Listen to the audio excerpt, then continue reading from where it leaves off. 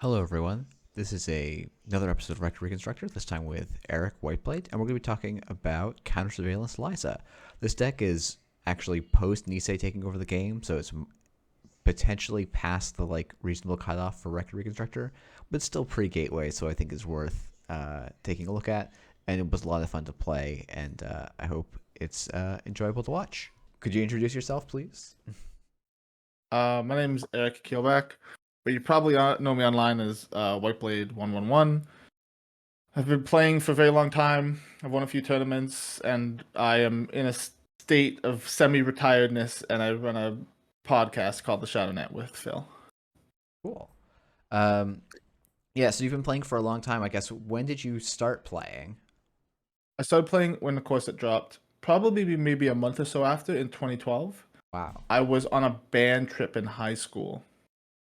I was in 10th grade, and I was 14, and I started playing Netrunner. Okay, cool. Yeah, it'll like to next year I'll be 24, and I'll be coming up on 10 years of play, basically. Jeez, wow. Um, Yeah. I guess so. Did you start right away going hard grind competitive mode, or did you have a period where you were sort of doing more fun stuff and then transition I over? would say I'm known for tournament grinding now. I probably played at home with two friends for about a year. Mm-hmm. I remember because I didn't buy the first cycle data packs. The first thing I bought was Creation and Control. Mm. And I was so confused because I'd never played a card game before. And so I was like, why are there only cards for Shaper and HB? Like, it didn't make any sense to me. I'd never played Magic the Gathering. It was the first card game I played. I never bought a card game expansion. Mm-hmm. So like, I sort of collected all the packs, and then I played probably at home for about a year or two. And then when Honor and Profit came out, my mom got me Honor and Profit for my birthday. I think I was like 16 or something. Mm-hmm. And she was like, I saw a flyer for tournament play. You should play. And so I did tournament play probably for about 2 years. I would say I played sort of, I really, the problem I had with tournament play in terms of like playing bad decks that I liked was I really liked Wayland.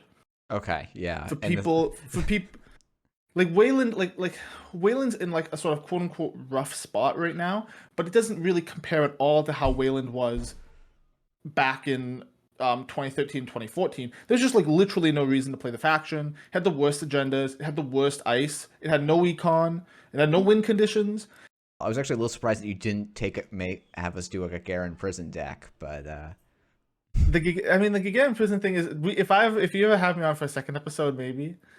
I think this Liza deck's more fun and this matchup's more interesting to watch. But I sort of had played sort of casually, like non-competitively for a couple of years, and then I think 2016 I realized that I lived close enough to Minneapolis to drive for Worlds, so I started going. I went to my first World Championship, which was Dad and Destiny, and I played Andy and like this homebrew sync deck that ran like Sea Scorch, mm-hmm. and it was terrible, but I had a lot of fun, and I knew that I wanted to start playing better decks. I had a person in my meta who was really good, and so I started playing with him a bunch, and that's when I sort of started playing like better decks. I started playing Gagarin, and I got really good at playing Gagarin, and then like that I just was like, okay, I'm just gonna play good decks, and now I sort of like am more into grinding out matchups and higher level play. Cool. So we fast forward from 2016, skip a bunch of notable accomplishments up into 2019, and we end up on this post Worlds meta where there's like a booster pack for Uprising, Downfall. Nisei has rotated the first two cycles or They've something. rotated. They've rotated. They've rotated. Oh God, it was. They only rotated Terminal Directive, I think. Oh, you're right. It was just Terminal Directive was what they rotated. It was just Terminal Directive, and then basically, I remember they were doing Lunar. They were doing Lunar after.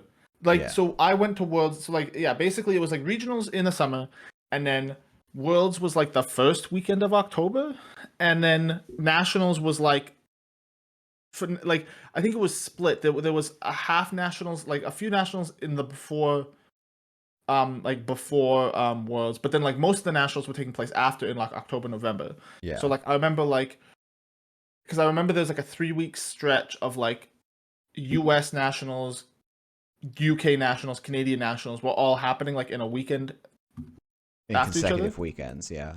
After. And so like that was the sort of national season, was like we knew that Uprising was going to come out in December. I think they said the release date. And so yeah, the booster packet came out. And it was a big, no one sort of knew what, like, national season was really exciting because Worlds had just happened, and so that we had all these good lists. And yeah, I ended up going to 2 nationals that season. I went to US nationals, and then like 2 weeks later I drove across the country to go to Canadian nationals in Edmonton. Mm-hmm. Yeah, and so I guess how did you end up on this? Like, what was the original seed of the idea for this Liza deck, and then sort of how did it evolve into this final form? Okay, so like let's start at the beginning. Liza came out in Reverie. It was clear, I think, to most people that Liza was really fucking good. Um, at the time, oh god, I remember Fall Guy had rotated because Fall Guy is a like a spin card, and Spin and Genesis were rotated out for 2018 Worlds. Mm-hmm. Um, and so you had this Tag Me deck, and out in the New York they had started it. I want to say it was Kenny or someone had decided to play Liza with Mouse for Motion's Counter Surveillance because Mouse for Motions wasn't banned yet. In the lead up to the Worlds 2018, and it was a good list, but like it basically its central conceit was that like it had no way to beat kill decks. Mm-hmm. And so you just hope to never play like a kill deck or whatever. But like if you didn't, it was insane. You just like ran over your opponent. And then at Worlds 2018, so Magnum Opus, they had banned Mouse for Motions in the lead up, but still, I remember Austin had made like top 16 with Liza. Yeah. And then it just sort of fell off the map. I think people were like, oh, it loses the kill. It's not very good. Yeah, and Argus was at probably its peak of power around that time. Yeah, Argus was really good. And then so I was I was living, what was happening? I was in Winnipeg. We had a in the lead up to Worlds 2019, I had a regional in Winnipeg. And I decided to play IG. And in the first, I remember there's a Facebook post on my like the Winnipeg Android Netrunner Facebook page. There's a Facebook post being someone saying like, if I have a dummy box out, there's a rules question, and they asked, if I have a dummy box out and a pad tap, and they click the 3 to trash the pad tap, can you use dummy box to prevent the pad tap from trashing? The answer is yes. And I was like, that's kind of a weird question, but like, what the fuck does dummy box do? And I was like, I read dummy box, and I was like, oh, that's pretty good. That's actually really good. That's really funny, but like, I'm just gonna play. I think I played like Halo. I played Pawn Shop and IG. Yep. We sat down in the first round. I played my friend. Played Paul. He brought Liza. It was just Liza with Counter Surveillance, but like it was super janky. It had like a ton of bad cards in the deck because he was sort of like a jank master. But he had dummy box Paparazzi. Okay. And I remember he had dummy box Paparazzi, and I remember because he ran archives and like he didn't take the damage from Breach Domes, and I was like, holy shit, I can't get rid of this Paparazzi. This is wild. And so that was the first seed of like, oh, the interaction between dummy box and Paparazzi is absurd. And I was like, you can play Wireless Net Pavilion. And so I brought it to Worlds as my King of Servers deck. As a meme. And it still had a fucking ton of bad cards in it. And I played the King of Servers. It did well. It basically lost one game to an Argus deck, but it won all its other games. I played APOC Val in the main event and didn't do very well. And then after Worlds, I was sort of not... I was not enthralled with Netrunner. I was like, this sucks. I didn't do well at Worlds. I'm going to play Liza because Liza's fun. And I had wanted to sort of innovate on it. So I tuned the list up, and I had this sort of problem, which was that... what was I going to play for a Breaker Suite? And I was talking to Patrick Burke out in California, and he was like, why don't you just play 3 Amakua 3 Femme Fatale? Because, like, you land Counter Surveillance, it's insane. You can't die to kill decks because, like, as soon as you get a rogue trading, as soon as you get a dummy box and a Paparazzi down, you can't die.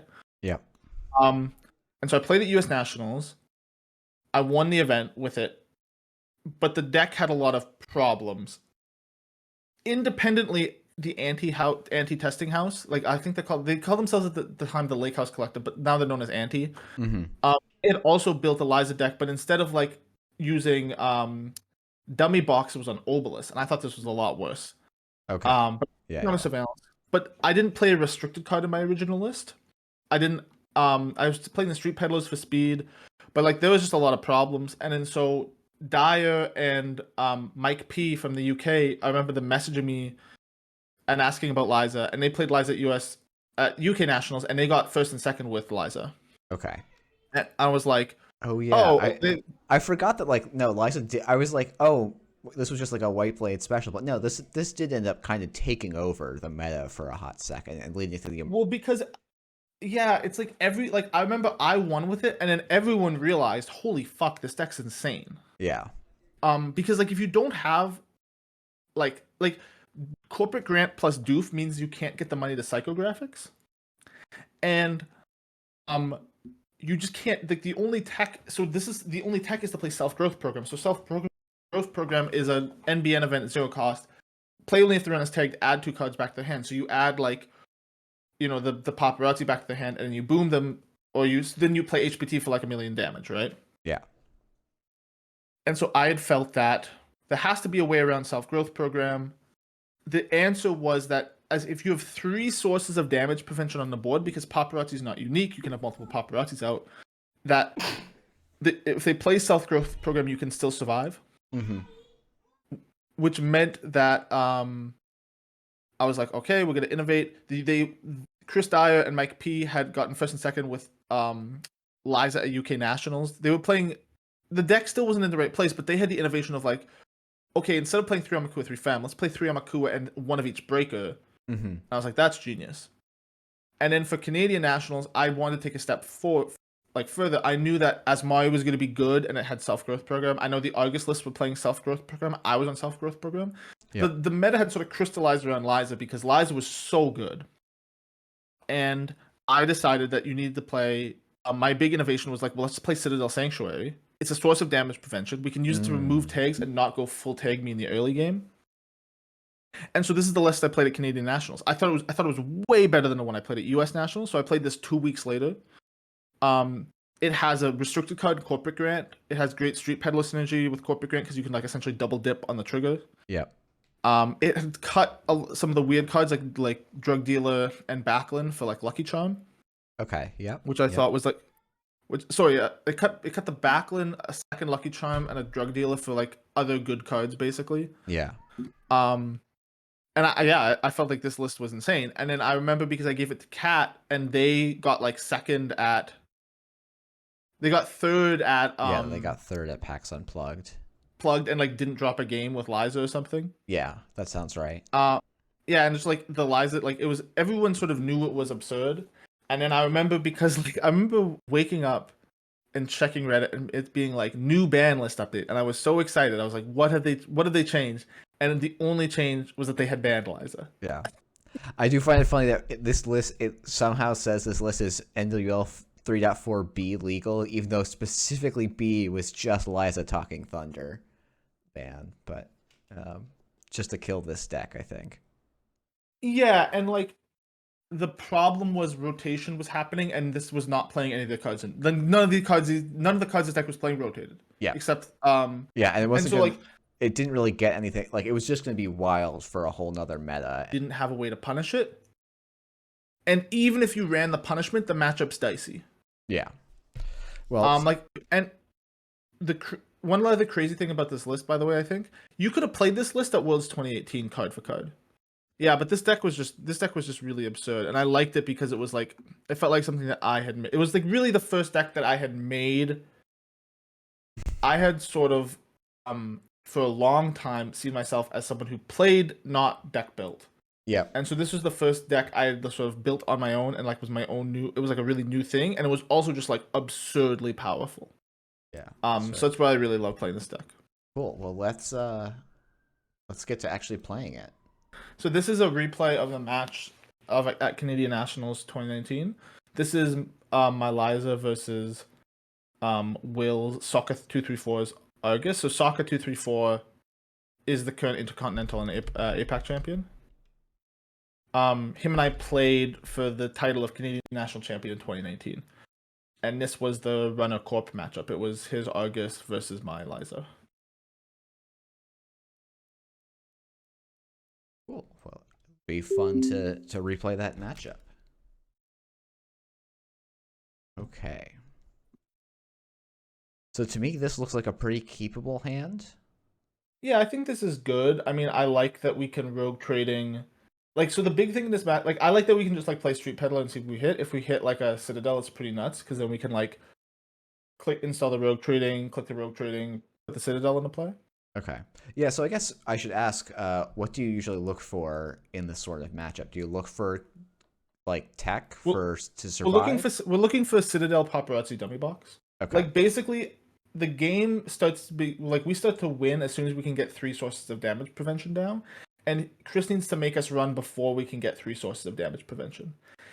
It's certainly possible to run. I think you probably will have to start running before you can get the 3rd source down. But like really, what we're looking to do is just get an early Citadel set up, and like because with Citadel we can like dirty laundry R&D, like click for 2 credits, and Citadel to tag off. As long as we keep below. We can stay at 3 tags or below, and they can't self-growth HPT us. They have to perfectly have self-growth plus double HPT. Got it. So I'd open Street Peddler here and just see what you hit. Okay, so we hit Rogue, Legwork, Class Act. Oh, perfect. So you can sure gamble, click for 2 credits, and then install the Class Act. Yeah, Class Act, yeah.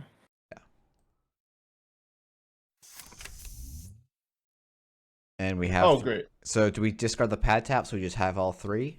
Or not discard, but bottom? I'd bottom the Street Peddler here. Oh, right, because we're drawing so many. Yep, thank you. The issue with the paparazzis here is we need to find our dummy box. But that's not hard. Yeah. What we're going to do is we're just going to probably install rogue trading, install Citadel, take rogue trading, or something like that. Yeah, I like this a lot. He can't trace us out on the rogue trading thing. Yeah. Which is pretty big. Okay, so yeah, this feels good because you go up to 12, you'll end at 11, which is nice. Yeah. Man, Citadel is so nuts. Trace 1. Yeah. I feel like it could at least be Trace 2, but you know. So this is an Atlas. It was an Oaktown. Double Prisec, I guess, in server 1, most likely. That's fine. Well, the tags aren't going to matter eventually. Yep. I think opening a Dirty Laundry and R&Ds here is pretty nice because we actually want card draw. Okay. Yeah. We need to find a dummy box. Okay. Probably the Grant. Grant's actually pretty good here. Okay. I think I would like to put the other option is maybe the Gamble from these 3. So I feel like you want the. Maybe I'm wrong. Maybe I'm overvaluing the Wireless Net Pavilion. No, I think there's an argument for Wireless Net. I think you could bottom the Grant and go sure gamble Wireless Net pad tap. Okay. And then just like because we're gonna get $5 at the end of the run. So yeah, you can probably bottom the Grant here actually. Okay, that's fine. We just know he has 1 in hand, which is. So I would go. Pavilion tap sure gamble. And now we can just trace 1. Yep.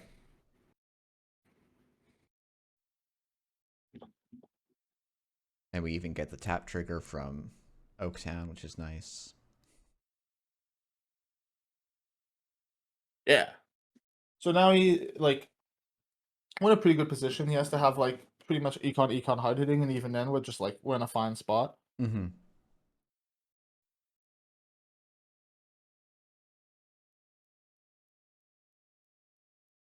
Yeah, and so now, we're just looking for a dummy box. Yeah, so we're trying to like run a central maybe once a turn just to get. I see. I wouldn't run now. This econ warfare is pretty suspicious because we could put him on hands of like double econ hard hitting. Okay. I think it actually makes a lot of sense to just like draw and essentially like take the rogue trading money. Okay.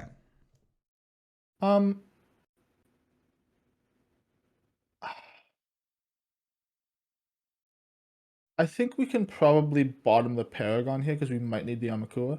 Okay. Yeah, I think. You can probably draw again too. Yeah. Great, and then you can just click Rogue Trading for money. Yeah. Okay, and then so the next turn might look something like install Amakua, Dirty Laundry, something. Exactly. We just want a big money lead essentially. Yeah, because we need to be able to. Because we need to keep. Yeah, we need Yeah. to keep winning the Citadel traces. Yeah.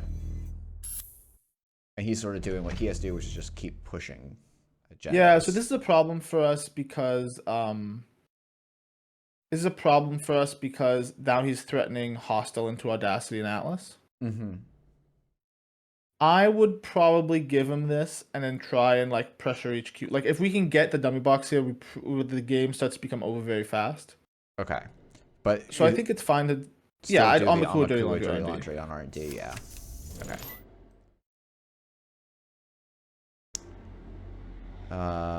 Don't need a special order at this point, probably, or I guess, or the second class act is probably. No, we're gonna play the class act to draw 4. Like we're gonna play the class act Okay, so and just draw 4. okay.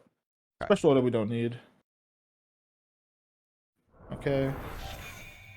I would click for credit and just hard over install the. Yeah.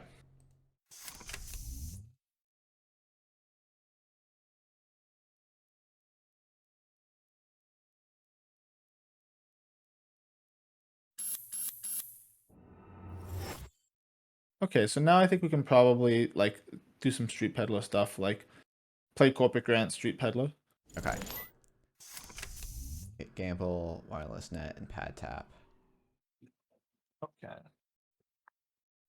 Um. I guess the question to me here is: do we have to run, or do we just keep building a money lead? I think you could run R&D. It's a turtle counter and draw. Look, you get to look at a bunch of cards. Okay. Probably Put the Amaku on the bottom. Yeah. Yeah, that's fine. The trash. Okay. I'd run R&D again just for the turtle counter. Yeah. Okay. What do we ditch here? We're gonna ditch the Amakua and the Paragon. The Paragon? Yeah. Okay. I guess, and then one other Oh, card. and also you can lose the corporate grant. Okay. Yeah, I guess that makes sense. Do we start by putting down? Yeah, we're gonna do it. We're gonna do it as soon as his turn starts. Yeah.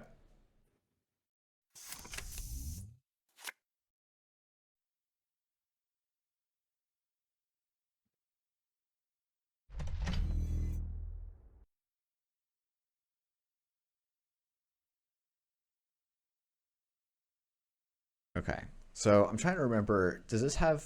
This has Whoredoms in it, right? For strength 4 and the run, most likely. Yeah, Do I we think you just can run open with an anyway? R&D run. You would do an R&D Well, run first? Yeah, I'd run R&D. Okay. Oh, Oh, okay. there's a dummy box. We can put the class act on the bottom. Yeah. Don't think we can afford to trash that. No, I think that's fine. Okay, so now you should go.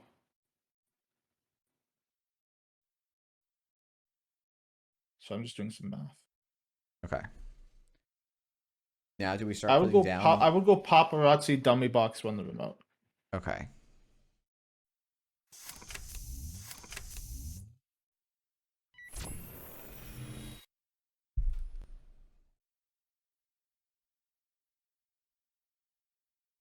So technically, we could die to self growth. Well, no, because we won't have. No, enough you don't have enough tags. tags. Yeah, because this is just your tag, not you have. Yeah. Yeah, you actually have 0 tags while you Oh yeah, we'll end the turn on 0 tags. Yeah, that's fine. Yeah. That's sort of what I was expecting. Don't no, we want the tags. We want the tags. Okay.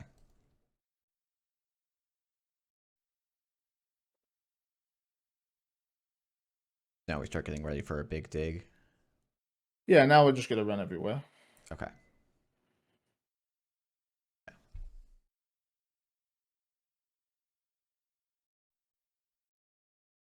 Did Chris trash? Did I just miss him trashing a pad tap? No, we only put one down, I guess. He trashed the pad tap. Yeah. Okay, I just missed You also made $1 when you hit the Hordem, by the way. it. I did catch that he made $1, which lets him score. He's going an Atlas. He's going a Oh. hostile. Ooh, That's not good. it's not good. So I guess we have to check HQ to make sure that there's not stuff in there. I was open by running R&D. Yeah.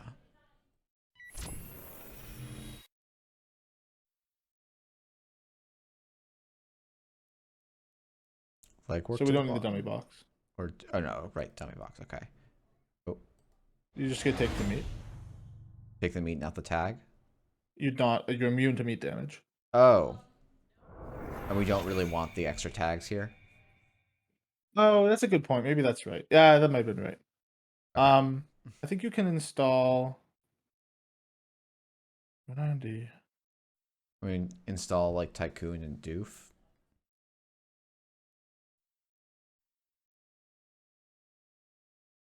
I like the idea of like running R&D again to get to Hordem values and then like working his hand. Okay.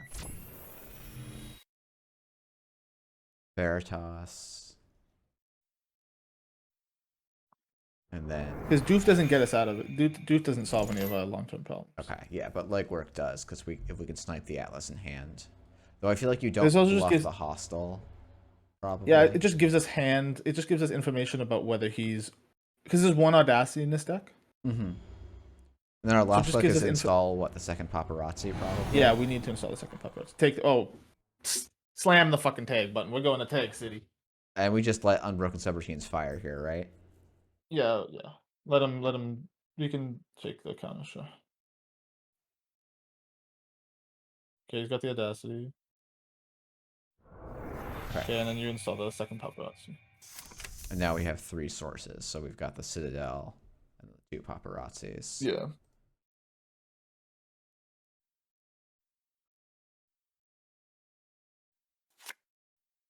That's so good.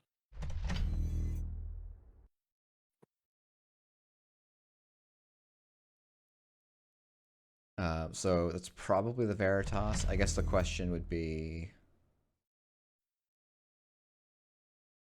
I would run R&D and just see what that is. yeah. So we just break the first 2 subs. Yeah. Or even maybe just, well. No, we want to tag. We want to counter surveillance. Yeah, no. Like I'm just thinking if we want to get the pad tap value.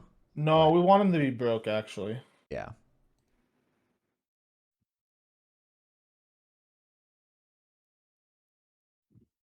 If he pays into this, if it's a price tag and he pays into it, it's a massive blow for us. Okay. It's probably a Chrysium, right? Maybe not. I'd keep the Doof on top. Okay. I'd put the Paragon on the bottom. Yeah. That's fine. Oh, it is a price sack. He's not going to pay in here. No.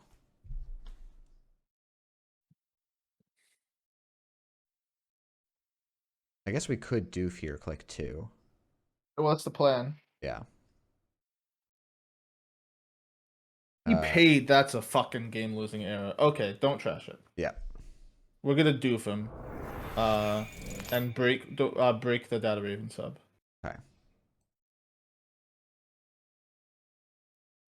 I guess because it doesn't actually give us tags. So there's like... No, because we don't want him to boost in. Oh, yes. That makes more sense. We can probably just install... Pad tap or something. No, we want a resource step. I guess he can't trash anything. So yeah, we can install the pad tap, yeah. I guess I need to zoom out a touch. Yeah, this deck installs a lot of resources, actually. Contrary to popular belief. Would have thought criminal playing stall runner.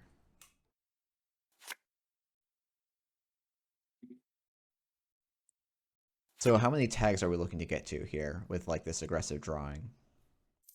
Before we fire off at counter surveillance. Like I'd like one to do credit again. is threatening the win, right? Yeah, I mean, I think we can just pretty much happily click Rogue Trading Doofum and then counter surveillance him next time. Okay. Send a message. Yeah, Audacity's a little wild. We just add dummy We don't need again. that. We don't need the lucky charm. Okay. Oh yeah, because there's no. And I would pitch the passport. Okay. Oh yeah, I forgot this deck doesn't run a code gate breaker. Doesn't run a non-centrals code gate breaker. Yeah. Okay, so do we just Okay, like so now CS R&D and then CS HQ or the other order, I guess? we'll start with R&D. Okay. Well, I guess the reason to do the other order, right, would be that we actually accumulate more tags that way. Yeah, but we have to pay for both. It costs us X access. We would have So to one to pay install. 10 and then okay, yeah, we'd be paying like a billion credits for both. Okay. I would just go R&D. Like a 10 cards in R&D, it's pretty. I think we're looking at good numbers. Okay. Yeah, yeah.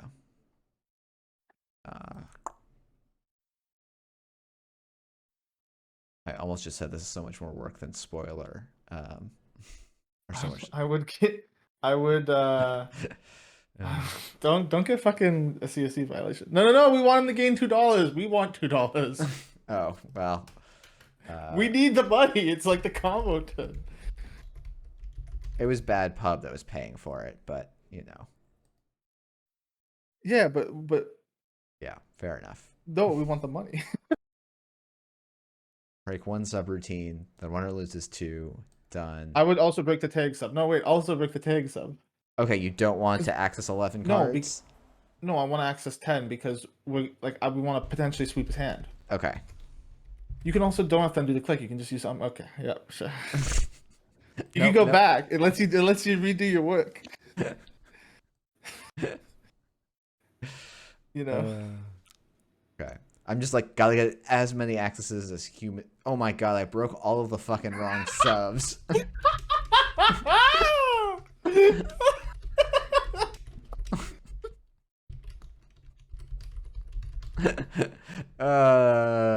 Goodness. Highlight. This will make the highlight vid. Okay, so the subs I'm breaking are the tag and the runner loses 2.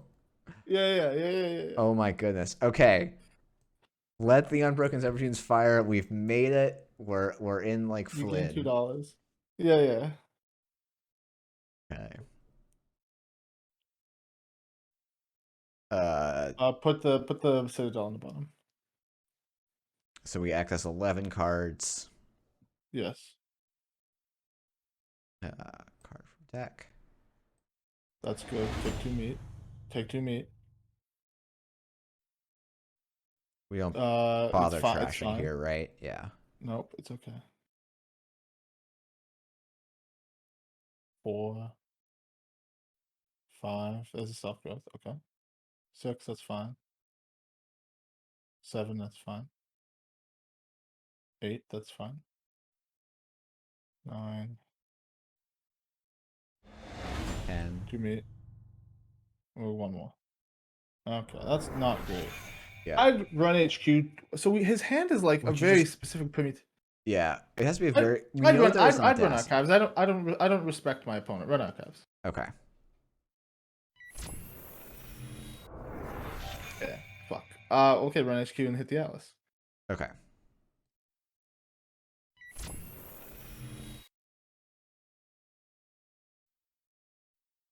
Why you can break? What? You arguably want to break.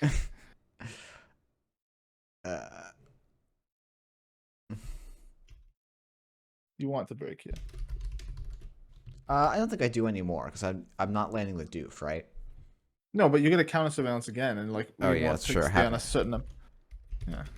Yeah. All right, so we just have to 1 in 5 the Atlas. That must be in hand, right? Yeah. Now you have to take a take at access. Yeah, that's okay. Well, his hand is HPT. Like the one card would have to be Atlas. Yeah. Just lose a paparazzi. Okay. So next turn it could even be like What? Install account. Okay, we're like 2 turns away. He's a gamer. What can we do? You can't beat that. That was fun. Yeah, that was a good game. Anyway, yeah, Man, this is Liza versus Argus. yeah. Man, maybe if we had taken one more tag, we would have seen one more card there, and that could have been the winning agenda. Who knows? Who knows? We'll never know, and there's no way to find out. Ah, Jesus. Just get that results-based analysis going. Yeah. Thanks for having me on to do this. Yeah, thanks for doing this. This was a fun deck, and it piloted a little bit differently than I thought it did, which is going to be very helpful for me learning this deck for Eternal. So yeah, this like the sort of it's not just like get tags all the time. It's actually like a delicate dance. yeah, Especially because you have to pay for the counter surveillance, so you can't just like fucking take tags willy nilly. Like you have to take enough tags insofar as you have to take enough tags that you can balance the cost of getting in with access enough cards to make it worth it. yeah, cool. Yeah, you too could play this deck in standard where it's a lot worse, but also fun. All right, that's probably going to be the last record reconstructor for a little bit. I've got 1 or 2 either recorded or in the process, but I think I'd like to do a little bit of pre-worlds content for a little bit. But the series will be coming back. I've got a great video that's just going to take some time to work on for Prepaid Kate. We talked for probably almost 3 hours, so getting that down to a reasonable length is going to take me some amount of work. But this will be back, but hopefully I'll have some Worlds content up over the next couple of weeks as we are in pre-Worlds prep.